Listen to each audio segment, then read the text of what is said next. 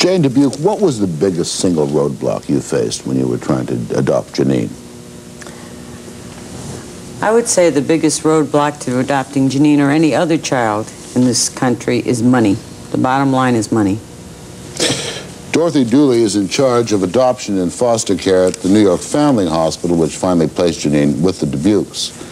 What do you say to all that? I say that I don't agree with her. 100% I don't agree with her. I say that we have many problems. One of the biggest ones, of course, is getting children free for adoption. This child had parents. This child had grandparents. We first have to get this child free.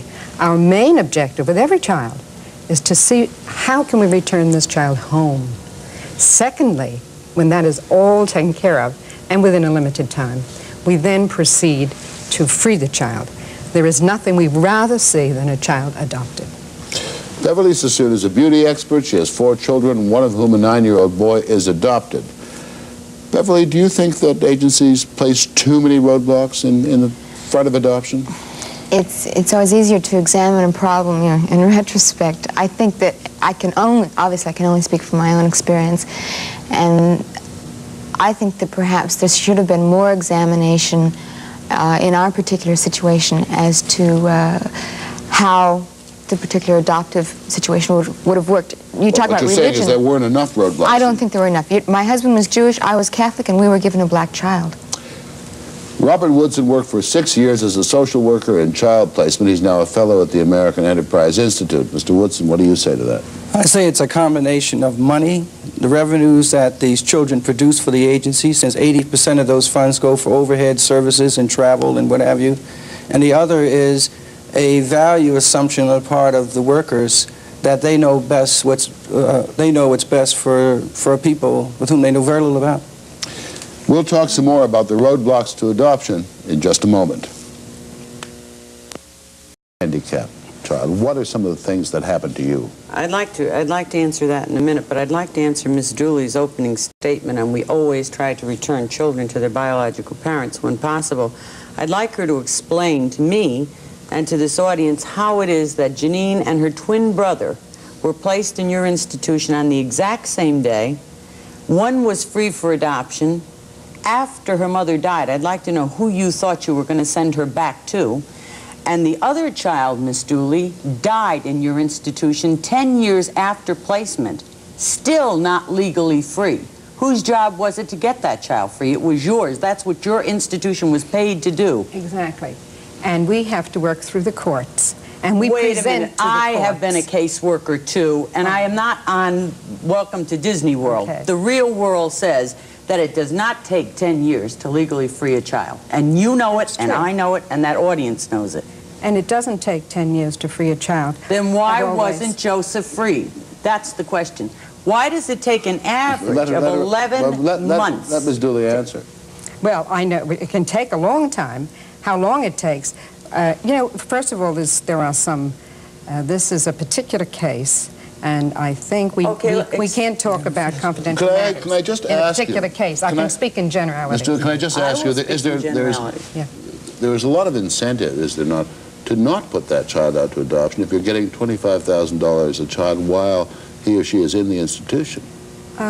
Really, I cannot ever buy that. I really can't. Number one, we're a non-profit institution, for one thing. No, I'm not suggesting Secondly, you know, I'm not suggesting someone's getting rich on it. No. I'm just saying you're getting a lot of money for the institution.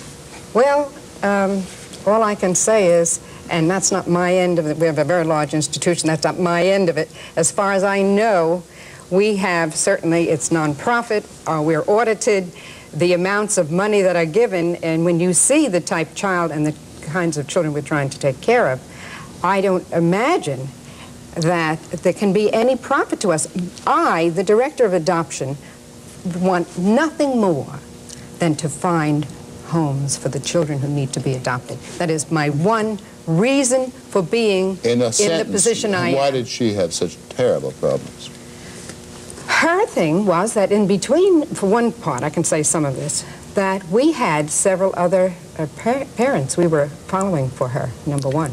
That's not true. I did a research on certainly is Janine. true. It But most assuredly there's is another not. issue much broader than I reviewed the individual volumes case here before I came here today. that I hope we will get into, and that is you What? speak of audits. The Yes. New York State in 1976 audited the city and this system, and they found that over 11,000 children spent 5.3 extra years in care, longer than they needed to, at a cost of $233 million to the taxpayers. Not only that, but of the 492 children already freed for adoption, only a fourth of them were referred to the adoption exchange. That was a legal requirement. Well, So what do that- you say is the main roadblock then? Why are the these main children waiting roadblock 5 is years? for the most part, social workers tend to be middle class. They apply middle class values in determining who is eligible for adoption. That's why, for instance, up until 1970, 90% of all Indian children in this country were placed in non-Indian homes. It wasn't until the Indians themselves, together with supporters, compelled the Congress to pass an act that would require the tribal council to make those decisions. And then it changed. It didn't come out of a responsible So you're saying that social the policy. standards are all wrong? The standards are all wrong, in addition to the profit motive. I can't, again, I find that difficult. We pay people to I'd do like a poor to job. just really ask do. Beverly Sassoon, how do you feel you're suggesting that you shouldn't have gotten that baby? And that I think that the situation should have been policed more carefully. I think that it took 1 year. The people, the caseworkers knew how many traffic violations I had. They knew all kinds of things about me. But everything was set up to such an extent where I knew that I had an appointment at 10 o'clock on a Tuesday morning, and I went in and I was prepared to deal with the caseworkers. I think perhaps maybe they should have come in and said to me, surprised me at the door, see if I'm screaming and yelling and shouting at my other children or whatever. I think that it should be more carefully watched. Our situation is such, I really think, and I love David. The thing is, I think that, do they place white children in black homes? no. are you saying that they should not have I'm placed a saying black because child with he you? is hurting now. He has problems. He has psychological problems that have to be dealt with. He goes to a private school, and it's put a pressure on him. They actually told me, and we're talking about a handicapped child, they actually told me they would not give me an ugly child. but see, I know that it sounds a little strange, but they felt that there had to be a child that sort of fit into our lifestyle. But on the other hand, they didn't take into consideration the fact that he's black. It's a white family. I didn't care what color the child was, but he's got problems. Sassoon would get quite different treatment than the average person walking in. First of all, most people are not home at 2 o'clock on a Tuesday at 4 or 2 o'clock. They're working, and the agencies tend to see people doing from 9 to 5. And many people don't even get to the point of even having a child. I'll tell you one thing that I think that is wonderful and really worked towards for our advantage and for his advantage, and that is maybe they looked at it from an economical point of view, from economics, and saying, hey, this little boy is going... You are the model of